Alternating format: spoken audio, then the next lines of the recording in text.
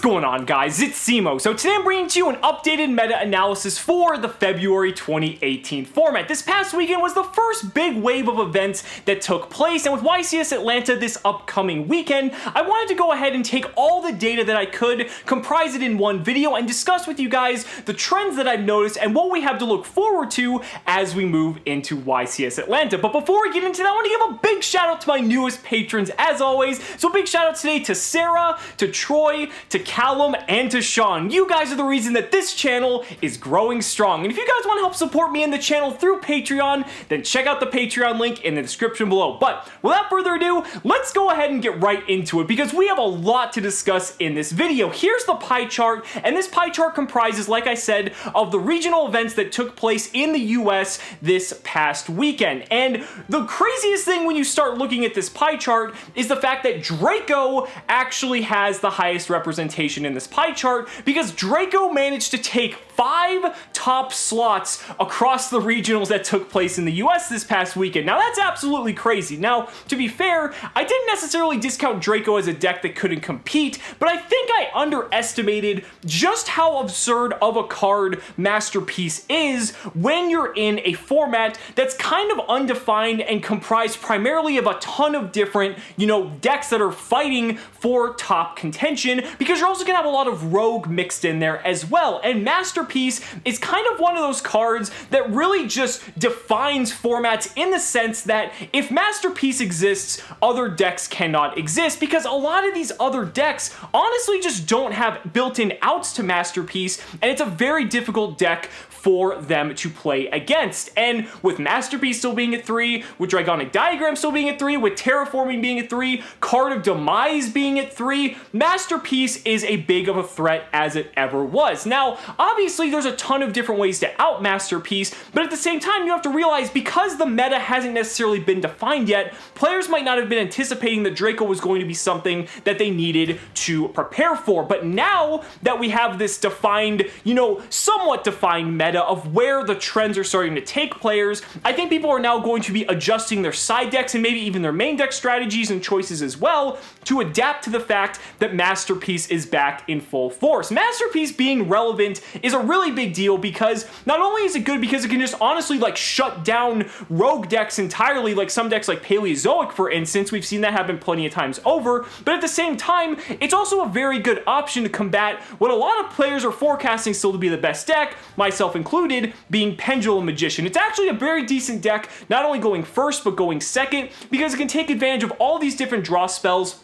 It doesn't rely on the extra deck. There's a lot of different benefits that this deck boasts, and that's why it's a deck that a lot of people have been gravitating towards. But I do feel like moving forward, especially moving into YCS Atlanta, a lot of players are going to be preparing for Masterpiece. You might see Beals start getting played back in the extra decks for Pendulum Magician players because Beals is almost just a win condition against that deck outright, assuming it's not being negated by something like Skill Drain. I mean, there's so many other different cards that can be sided against Draco that I feel people weren't necessarily playing at this moment, but I think that's going to change as the meta starts to become more defined. Now this moves us to our second deck, which is our most popular deck and deck that we assume was going to be this good, Pendulum Magician. Pendulum Magician managed to take 4 top cut slots across the regionals this past weekend. Not a lot considering there was a lot of hype going into this deck with Heavy Metal Foes Electromite's release. Now it's funny because Heavy Metal Foes Electromite actually saw play in a Metal Foes Draco build that managed to take first place in the Fort Worth regional,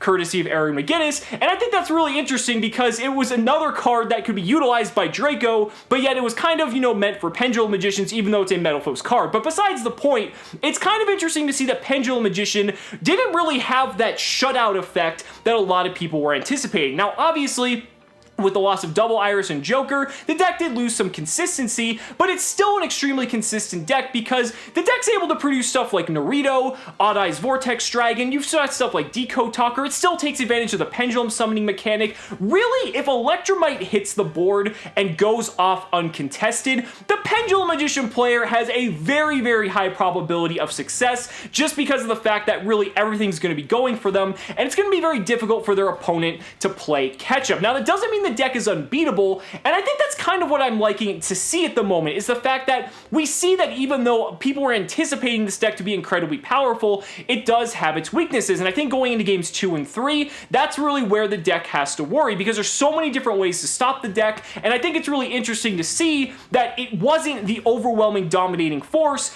that we had anticipated. Now, moving on from there, the next deck is, as a matter of fact, Dinosaurs. Now, Dinosaurs managed to take 3 top cut slots. I believe 2 of them, at the very least, were Shaddoll variants, and I'm not sure if the third one was a Shaddoll variant or not, but this is due in part to Overtex Coatless and Double Evolution Pill. The Shaddoll Dinosaur variant is very interesting because essentially 1 copy of Shaddoll Fusion equals Winda plus an Ultimate Conductor Tyranno on the field, meaning your opponent can only special summon 1 monster, and there's staring down a 3500 beater that can basically just flip everything face down and disrupt your opponent at any given point in time. Now, that's very good going first against stuff like Pendulum Magician, because against Pendulum Magician, they need to be doing a ton of special summoning to get Electromite onto the field, and because Winda can't be destroyed by something like Purple Poison Magician because it's immune to that destruction, that's a really, really difficult thing for Pendulum Magician to get around. Not to mention that, again, with Double Evolution Pill, you've also got Coatless and Ultimate Conductor Tyranno really just wrecking things as a whole. We've started to see price spikes on the Shaddoll cards, as well as some of the Dinosaur cards as well. I think because of the ease of access with a card of Ultimate Conductor Tyranno through Double Evolution Pill is kind of the reason why this deck is seeing some success. But again, now that we're starting to see the trend that Shaddoll Dinosaur, or just Dinosaur variants as a whole, are starting to enter the meta, players are going to start adapting their decks as well as their side decks to prepare for this a lot more frequently. So again, could be another instance where the players just weren't necessarily prepared for a deck like this to emerge.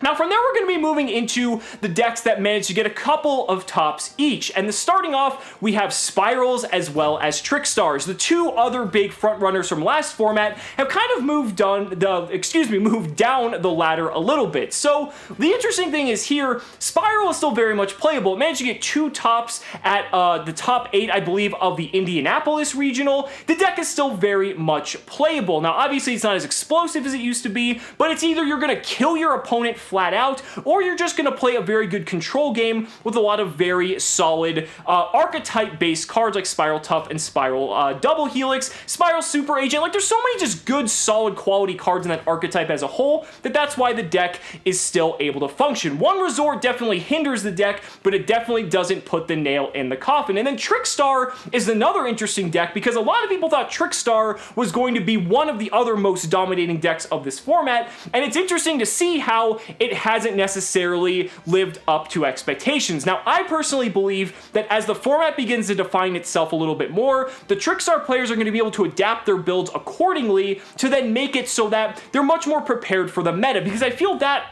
very similarly to last format, that is how Trickstar plays to its strengths. Once there's a defined meta, Trickstars can play the cards they need to in the main deck because their engine is so easy to play. Then they can just play all these nice tech choices that allow them to optimize for those specific matchups. So if we end up being in a Draco Pendulum Magician meta, Trickstars just have to play the cards that are going to just counter those decks entirely, and that's what's going to escalate them into the higher tiers of the meta chart. Now, again, I could be wrong, but it's definitely something to look out for, because you have to remember this deck is completely untouched. Trickstar Reincarnation is still one of the most annoying cards to deal with in the game and can still blow you out entirely. Then we also had some 60 card Lightsworn variants as well that managed to make the top cut. Now, this is another deck I had a lot of high hopes for, because not only did it make 2 top cut slots in the regionals here in the US, it also managed to take first place, I believe, in Oceania, going 7-0. The deck is incredibly explosive. It's super powerful. There's a lot of good things going for the deck.